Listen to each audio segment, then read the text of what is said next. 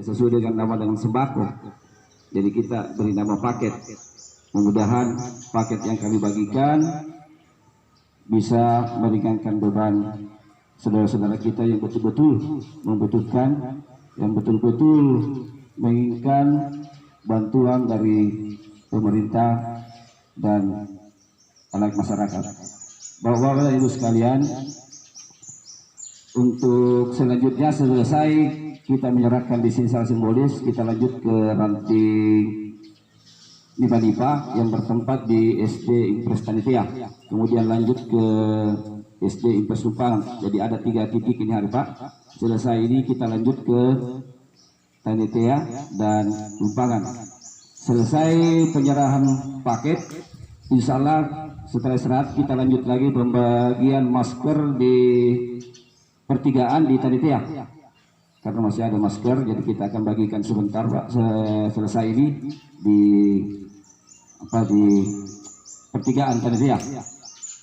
Itulah sempat saya sampaikan, dan sebelum saya akhiri, saya sebagai Ketua Cabang PGRI Kecamatan Prajuka meminta dengan hormat kepada Bapak Kepala Dinas Pendidikan dan Kebudayaan untuk memberikan sambutan sekaligus memberikan bantuan paket secara simbolis. Dan ini saya ucapkan terima kasih. Allahumma fiq ila qawmit tariq. Assalamualaikum warahmatullahi wabarakatuh.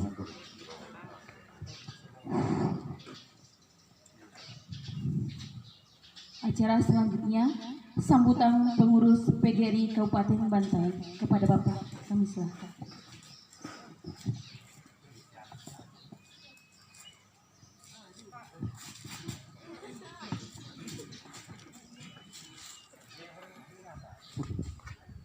Bismillahirrahmanirrahim. Assalamualaikum warahmatullahi wabarakatuh. Yang kami hormati Bapak Kadis Pendidikan dan Kebudayaan Kabupaten Bantaeng, Ibu Kepala Desa, Ibu Pengawas dan para kepala sekolah, dan para pengurus PGRI Cabang Prajuka, dan Bapak Ibu yang menerima bantuan.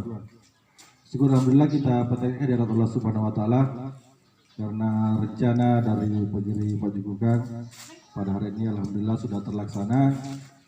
Dan perlu kami sampaikan kepada Pak Kadis, baru-baru saya di pribadi sama Pak Ketua PGRI, mohon maaf tidak sempat hadir karena lagi telekonferensi dengan provinsi tentang COVID-19. Kemudian Bapak Ibu yang menerima bantuan, jangan kita menganggap diri kita bahwa saya kurang mampu sehingga diberikan. Ini cuma karena inisiatif Pak Kadis bahwa PGRI harus memberikan dulu bantuan kepada yang terdekat, keluarga kita yang terdekat, di mana guru keluarganya adalah semua tenaga honorer dan orang tua siswa, dan yang ketiga itu adalah masyarakat. Jadi nanti semua terpenuhi tenaga honorer, baru kita pindah ke masyarakat. Jadi itulah programnya beliau, sehingga seluruh cabang begitu semua, tidak ada yang keluar ke masyarakat sebelum terpenuhi semua yang ada di lingkup pendidikan. Jadi itu saja mungkin yang perlu saya sampaikan kepada Pak Kadis. Mohon maaf, sudah ada rombongan yang lain yang datang dari kabupaten. Jadi saya rasa cukup sekian, dan saya dengan ucapan wabillahi taufiq wal hidayah. Assalamualaikum warahmatullahi wabarakatuh.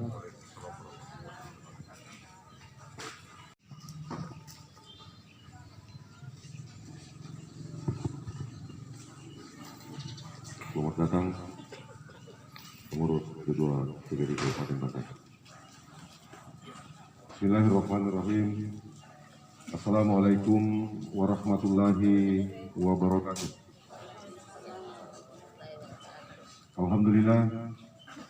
Alhamdulillahilladzi arsala rasulahu bil huda wa dinil haq. Wassalatu wassalamu ala asyrafil anbiya'i wal mursalin Sayyidina Muhammad wa ala alihi wa sahbihi ajmain. Yang terhormat Ibu Kepala Desa yang sempat menghadiri acara kita ini, yang saya hormati Ibu Pejabat Fungsional Kabupaten Bantaeng selaku Pembina Gugus Ujung Katinting, yang saya hormati rekan-rekan pengurus PD2 PGRI Kabupaten Bantaeng yang saat ini saya kira lengkap hadir kecuali Pak Ketua karena satu dan lain hal. Yang saya hormati, saya banggakan pengurus PC PGRI Kecamatan Ujung Katinding yang menginisiasi terlaksananya kegiatan kita pada hari ini.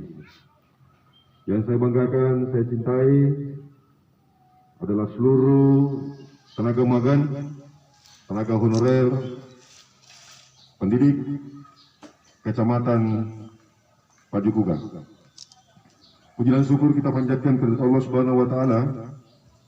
Berkat rahmat dan rahimnya, hari ini kita melaksanakan satu kegiatan untuk berbagi dalam kondisi pandemi COVID-19 yang sampai hari ini di pemerintahan Sulawesi Selatan ini sudah ada beberapa daerah yang melaksanakan pembatasan sosial berskala besar, antara lain Makassar, Goa, dan Maros.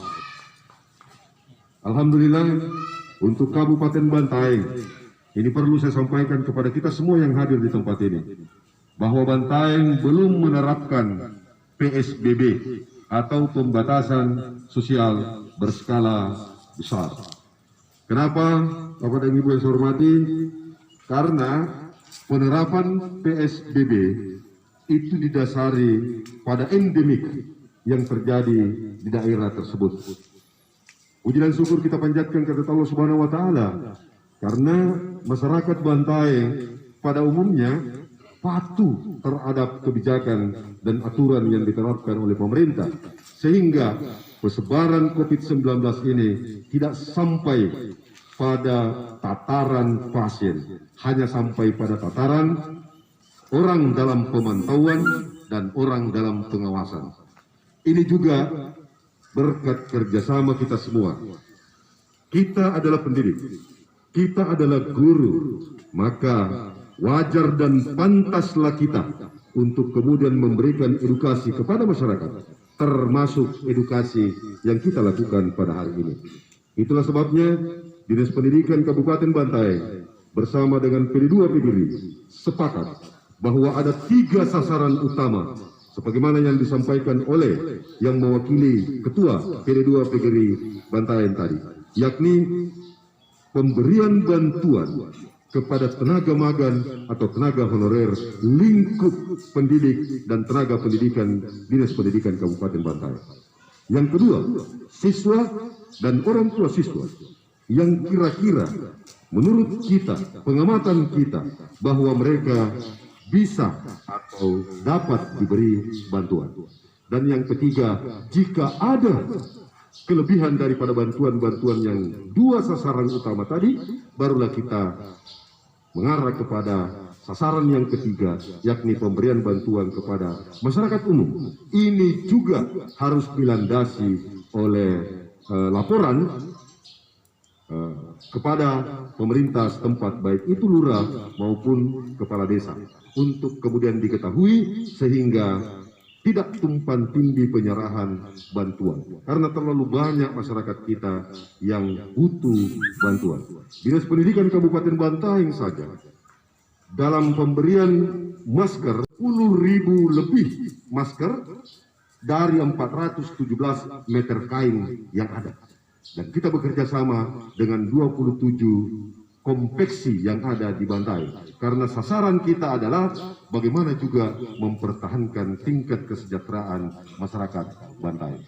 Bapak dan Ibu yang saya hormati, yang kedua saya ingin sampaikan di kegiatan ini, jangan pernah kita cepat mempercayai informasi yang muncul di sosmed, karena itu bisa jadi hoax. Apalagi kalau kita guru yang men-share-nya. Mohon, kita adalah guru, kita adalah pendidik, maka kita yang harus menjadi contoh untuk masyarakat Bantaeng. Yang ketiga, ingin saya sampaikan kepada khusus tenaga-tenaga magang dan tenaga honorer. mulai hari ini, mulai minggu ini, sampai awal Mei yang akan datang, akan terbuka pendaftaran calon pegawai negeri sipil Kabupaten Bantaeng. Hari ini, sementara Dinas Pendidikan bersama seluruh jajarannya, saya perintahkan untuk melakukan rapat pemetaan. Jadi sebentar setelah acara ini mungkin secepatnya saya bergeser ke kantor untuk melakukan pemetaan. Oleh karena itu, saya sarankan kepada adik-adik, tolong lengkapi SK-SK-nya. Kapan mulai diangkat dan seterusnya, baik itu SK kepala sekolah, SK kepala dinas, atau SK bupati untuk dijadikan dokumen dalam pendaftaran CPNS. Kenapa harus seperti itu Bapak dan Ibu yang saya hormati, adik-adik yang saya banggakan? Jujur saja, lebih sekitar 768 di Kabupaten Bantaeng ini yang terdaftar di K2 itu sudah tidak ada lagi. Tidak ada lagi istilah K2. Yang kita tunggu ini cuma dua, P3K atau CPNS. Untuk P3K belum diputuskan di tingkat DPRD pusat. CPNS sementara kita membuat pemetaan untuk formasi. Saya sangat berharap bahwa calon pegawai negeri sipil yang akan datang, khususnya guru, jangan lagi kita terima dari luar daerah. Kenapa? Tenaga magang kita di Kabupaten Bantaeng sudah ada yang mengajar sampai 17 tahun, 18 tahun. Saya tanya, angguran di nakitang kipilari mo jika buruah. Anda sekali jama manta maraeng. Nakotan repat kadisa. Koko sikolahku talum pemantangnya. Tapi eruk mintu nganjari pegawai negeri. Bahkan orang tersebut membuka roknya. Napa jinikan bulan tujuh. Tapi bagaimana? Tidak pernah ini lututku sempurna. Karena setiap hujan lebat, pasti saya pulang. Kalau saya pulang atau pergi ke sekolah pasti jatuh. Tapi tidak pernah menyerah. Inilah yang kemudian terkadang saya merasa sedih. Apalagi 2 tahun di Bantaeng setelah jadi pegawai negeri, pulang di kampungnya. Makanya kemarin ada beberapa yang mau pindah, saya katakan sama kepala bidang, hentikan. Jangan permudah pindah seperti itu. Orang Bantaeng yang sudah mengabdi puluhan tahun, tidak lolos di CPNS. Orang luar seenaknya saja tidak pernah mengabdi masuk di Bantaeng, lalu kemudian lolos jadi PNS 2 tahun, dia tinggalkan kita. Berarti kita yang dirugikan. Ini kan biaya APBD, Pak. Kita yang dirugikan. Kita sudah terima dengan biaya yang besar, dengan tahapan-tahapan seleksi, sampai kemudian didiklat sebagai pegawai negeri sipil, calon pegawai negeri sipil di Marina. Kita yang biayai. Tapi 2 tahun kemudian dia tinggalkan kita. Ini saya sebagai Kepala Dinas Pendidikan dan Kebudayaan Kabupaten Bantaeng, ini adalah PR saya. Ini PR saya. Karena saya tahu betul apa yang ada di hati nurani kita.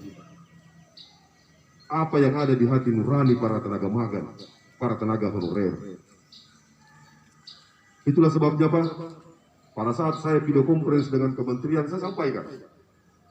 Bantaeng Pak, sebelum ada juknis apa dan sebagainya, kita sudah melakukan studi di rumah, belajar di rumah, memindahkan aktivitas pembelajaran di rumah. Siapa yang beli kuota? Guru. Siapa yang beli kuota? Orang tua siswa. Alhamdulillah, terdengar niat baik itu di kementerian. Lalu menteri mengeluarkan perubahan juknis dari juknis nomor 8 menjadi juknis 19. Di mana Kepala sekolah diberikan kewenangan untuk membelikan kuota guru-gurunya, untuk memberikan kuota orang tua siswa, untuk kemudian terciptanya proses pembelajaran di rumah. Ini kita patut syukuri karena dana BOS yang ada pada kita digunakan untuk pembelajaran tersebut. Yang kalau Bantaeng jauh sebelum perubahan juknis itu memang kita sudah lakukan. Bapak dan Ibu yang saya hormati, terkait dengan pembelajaran kita pada saat bulan Ramadan. Hari ini juga kita akan rapat, Pak. Jadi mungkin besok paling lambat kami akan keluarkan surat penyampaian, surat edaran kepada seluruh kepala sekolah yang ada di Kabupaten Bantaeng. Apa yang kita lakukan pada saat kegiatan Ramadan. Jauh sebelum COVID ini. Setelah saya dilantik tanggal 19 atau sebelum saya dilantik, saya pernah jadi kepala bidang pendidikan dasar. Saya sampaikan bahwa kita akan jadikan Ramadan itu sebagai liburnya guru-guru dan siswa. Dan alhamdulillah Tuhan meliburkan kita dengan COVID. Iya, peraturan bupatinya belum terbit, Pak. Tapi Tuhan sudah mengatakan libur kalau bulan puasa dengan menurunkan COVID. Artinya apa? Apa yang kita rencanakan jauh sebelum COVID ini, ternyata Tuhan dengarkan itu walaupun dalam bentuk musibah yang ada pada saat ini. Tapi saya yakin dan percaya masyarakat Bantaeng yang patuh terhadap kebijakan, patuh akan aturan, insya Allah Pak, COVID-19 tidak sampai ke tahap pasien. Kalau OPD, kalau orang dalam pengawasan oke lah. Tetapi kalau sampai jadi pasien, nauzubillahiminzalik. Mudah-mudahan tidak terjadi seperti itu. Bapak dan Ibu yang saya hormati, demikian yang kira-kira dapat saya sampaikan. Saya ingin ingatkan kita semua, tolong di WhatsApp KKGTA, di WhatsApp K3Esta, ada di situ. Saya ada di situ.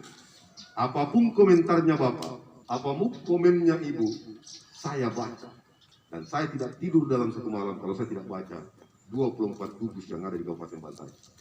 Sehingga saya bisa menilai siapa yang benar-benar bekerja, siapa yang benar-benar bersungguh-sungguh dengan visi misi Bapak Bupati, siapa yang hanya sekedar di depan tak baik, tetapi sebenarnya dia tidak berbuat apa-apa tentang Bantaeng. Itu mungkin kata tegas yang harus saya sampaikan di gugus ini. Terima kasih Bapak Ketua Gugus, seluruh kepala sekolah gugus Pak Jubukan, Uju Katinting. Semoga apa yang kita lakukan hari ini bernilai ibadah di sisi Allah Subhanahu Wa Taala. Sekali lagi mohon maaf, bukan berarti yang kita lihat isinya, tetapi lihat kebersamaan kita untuk saling berbagi. Kita ikhlas berbagi dan rela berbagi dan ikhlas memberi. Itu prinsip kita di dunia pendidikan. Bila itu keluar sahaja, Assalamualaikum warahmatullahi wabarakatuh. Acara selanjutnya, penyerahan secara simbolis bantuan peduli dampak COVID-19 oleh Bapak Kepala Dinas Pendidikan dan Kebudayaan Kabupaten Bantaeng, didampingi oleh Ibu Bapak Pengurus PGRI Kabupaten, Ibu Desa, Ibu Pengawas, dan